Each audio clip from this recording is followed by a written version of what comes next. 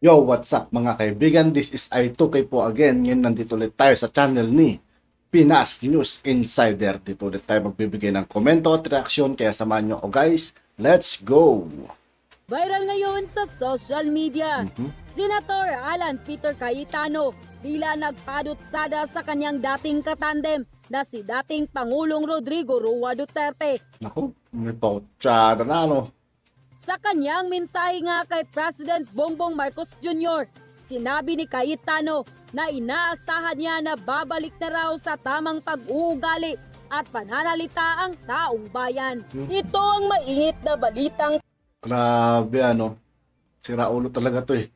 pinutakti ngayon ng samut-saring komento mula sa marami sa ating mga kababayan at marami nga sa kanila ngayon ang hindi napigilan ang kanilang sarili na maglabas ng kani-kanilang hinaing at komento sa mundo ng social media. Pero bago ang lahat, kung bago pa lamang Sa lahat ng hindi pa nakasubscribe mga kaibigan kay Pinas News Insider, mag-subscribe na po tayo at huwag nyo rin pong kalimutan mag-subscribe dito sa aking channel. kayo sa channel na ito, ay huwag kalimutang i-click ang subscribe at notification bell para mas maging updated pa kayo lalo sa lahat pa ng bagong videos na i-upload namin. At yun na nga mga kababayan, mainit na pinag-uusapan ngayon sa mundo ng social media ang di umano'y balitang Senator Alan Peter Cayetano tila binatikos ang kanyang dating katandem na si dating Pangulong Rodrigo Roa Duterte. Ang tawag na dyan guys, wala nang utang na loob yan pag ganyan. Panghuhudas ng tawag sa ganyan klaseng estilo guys. At tila ito ang unang beses na binatikos ni Alan Cayetano ang pagmumura ng dating Pangulo. Kasabay nga nito na ibalik raw ang disenteng Pilipino at Pilipinas. Gayon rin daw ang tamang asal sa mga kabataan at kalalakihan sa mga kababaihan. Ani Senator Cayetano, itiket sa social media. Do we really have the curriculum o module man lang? Have we come together to say na okay guys, hindi okay magmura? Tapos na yung period na may nagmumura tayong Pangulo. Ani Cayetano, isa pang challenge is to stop the division. Hanggang ngayon, meron pa rin hindi nakaka-move on after the elections. The issues are there, but time to work together. Sabi pa ni Cayetano. End quote. Matatandaang malapit na magkaalyado noon si dating Pangulong Rodrigo Roa Duterte at nitong nakaraan. Alala ko, ini-endorse pa siya nun eh. Ini-endorse yung Tatay Digong nun. Ano si Cayetano? Ang eleksyon lamang ay personal na inendorso ni Pangulong Rodrigo Roa Duterte si Cayetano sa pagtakbo nito sa pagkasenador. Samantala, isa nga sa mga kilalang kritiko ni President Bongbong Marcos si Cayetano na inakusahan siya noon sa pagiging kurakot dahil nga sa pahayag ni Cayetano ay umani ito ng samutsaring reaksyon sa social media at maging ang DDS at loyalist supporter na si Christopher Iroy ay may buwelta kay Cayetano matapos ang tila pasaring nito kay dating Pangulong Rodrigo Roa Duterte.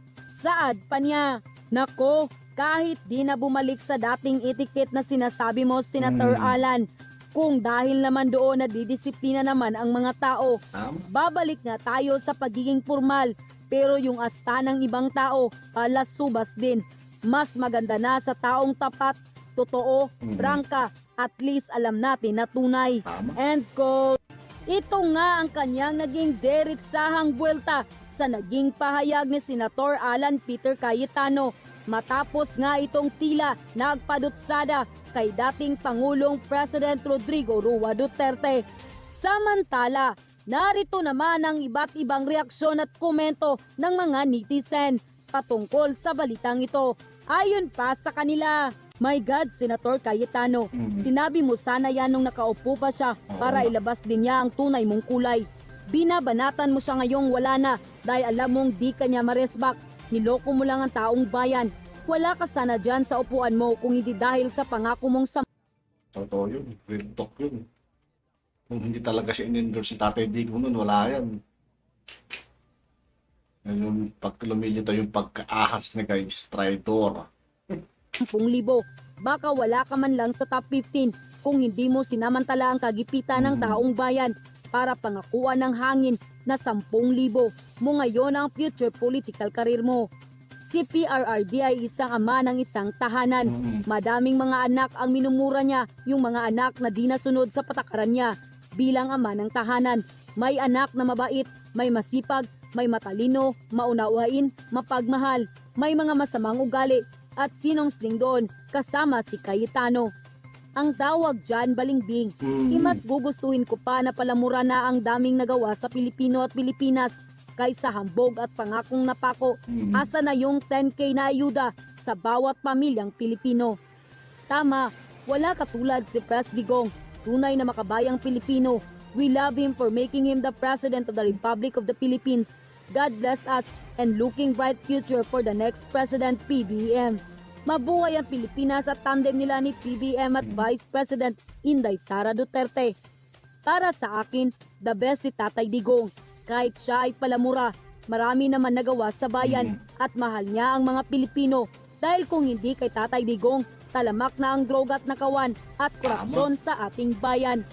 Mas mabuti na lang yung palamura na may malasakit sa mamamayan at sa bansa kaysa naman sa disenteng ang nasasabi pero ang sinungaling at kurap sa kaban ng bayan. Hirap kasi kay Cayetano. Sunod sa Agos, alam niya kung saan siya papanig para di siya mapasama. Kaso, alam na ng taong bayan kung ano ang tunay niyang kulay. Pansariling kapakanan lang ang iniisip niya at di ang taong sambayanan. Traidor itong si Cayetano.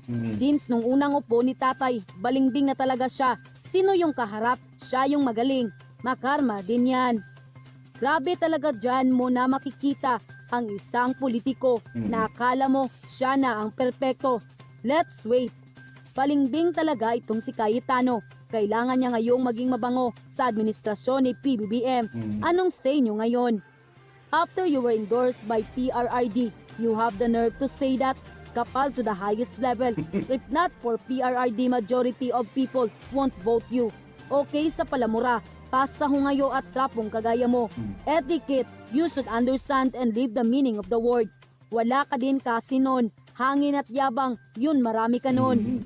Kahit sa ang dako ng mundo, ipinagmamalaki kung may isang Tatay Digong na naging Pangulo ng Pilipinas dahil siya lamang ang may puso at malasakit sa inang bayang Pilipinas.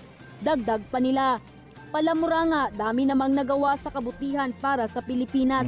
Maraming natulungan, mga projects na naglalakihan at dami ding pinatalsik na mga taong may nagawang katiwalian, kagaya na nga lang sa droga. Siya lang ang nag-iisang matapang na presidente na hindi natatakot kanino man. May malasakit sa kapwa. We love you, Tatay Digong.